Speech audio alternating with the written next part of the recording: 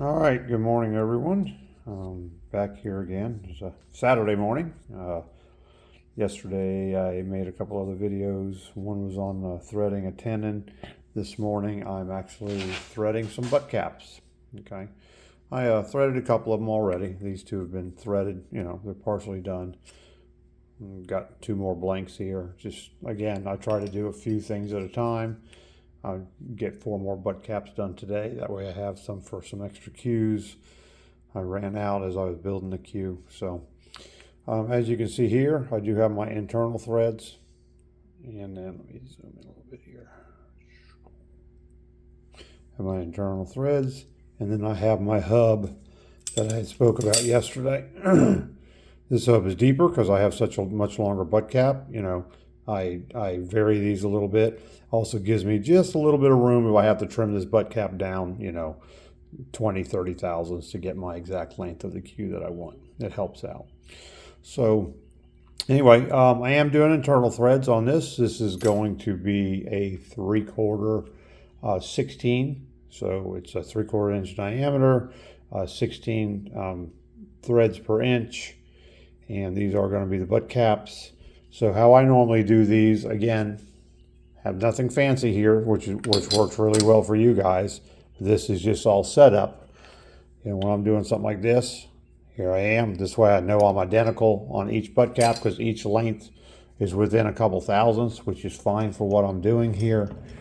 Nothing needs to be exact, whoops, sorry. Let me get this away from a little bit. Exact. All right, so I don't know if you can see it or not, but I do have my dial indicator down here right now. So I am actually going to move this back out, dial this into 0 because that means I'm set up for exactly where I need to be for my cut. All right, yeah, okay, it's gonna be a little stubborn. That's the way it goes. Okay, I'm on 0. I know how far I need to dial in. There's formulas for all these threads. When you're dealing with an 18 and a 16 thread, one of the things you can do if you're doing your tenon, like I said, if I'm doing a 5/8 tenon, then I have my other portion of the tenon, which is 9/16. I dial into that just a few thousandths past. That gives me a really good thread. Same thing here. I'm, at a 11/16 hole when I drilled these things out. So I'm going to be dialing in 62.5 thousandths. That gives me enough depth to where it fits just perfect. Okay. So now if you're going to a 3/8 10, 3/8 11, you start changing. On the external threads, I'm not running a 3-wire. I don't know if anybody even knows what those are anymore. When doing machine work, you run a 3-wire with a gauge to see how deep you're actually cutting your threads. We're not at that stage here, guys. We're working with wood. Nothing's going to be that accurate. But I will dial this in. I will cut these threads, and I'll actually use a bolt to check them. And that's what I told you the other day. I do that on all my stuff. Once I get these dialed in, I know they're good. I won't have any problems with it. But let me swing this over here. And I'm going to go ahead and cut this one. And then we'll talk about the cutter just a little bit as well. Okay? Going to be just a little noisy here for a moment.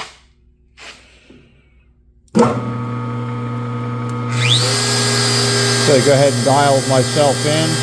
I knew where my 0 was. Dial myself in my 62.5 thousandths. Wait for my gauge over here to get to where I want it to be. Yeah, I missed my mark. Not that I can't hit any one of these right now, but I know what I'm normally running on are even numbers when I'm running my thread gauge. And there we go.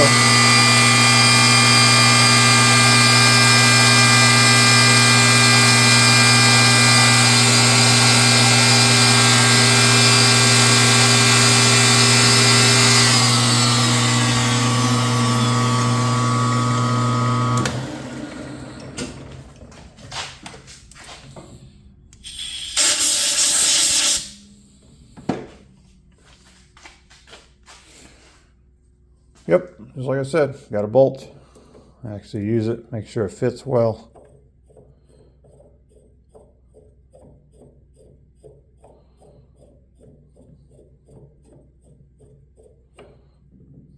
That's good. You know, that fits just as good as any nut you're ever going to put on this bolt. So it means the threads are working well. I didn't actually have to do this step. I knew it was going to fit. I already threaded two other ones previously, but that's okay. One of the things we'll do once I get the other one done here in a moment, we'll actually come in and we'll cut, you know, a little recess in here.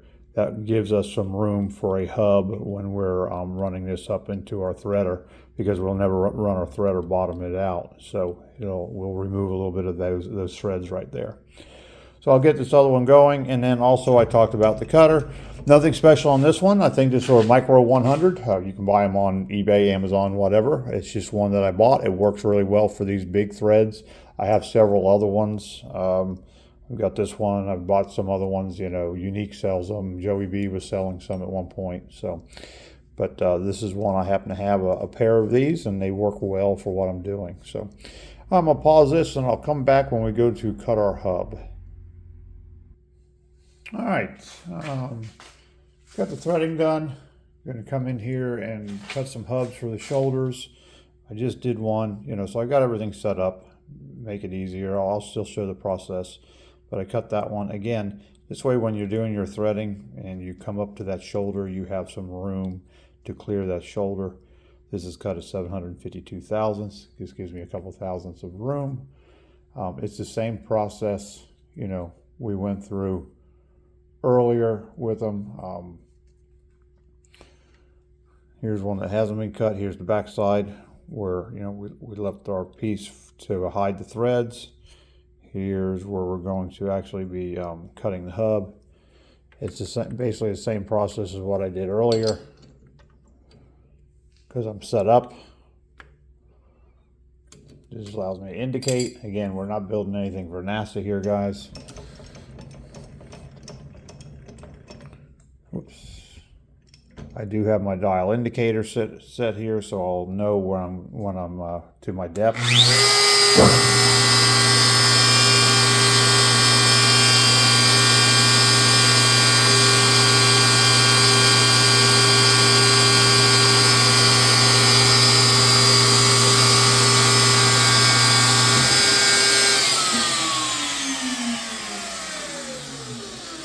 That's basically it. Gives me enough of what I'm doing.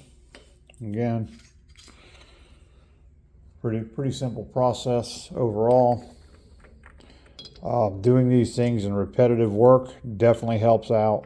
You know, anytime you're building collars, ferrules, that sort of stuff, if you can do them in some repetitive work, you're going to find out it's going to just save you a lot of aggravation. And, you know, I'm going right at about 100 thousandths deep here is what I'm doing. So just to let you know, I'll do one more.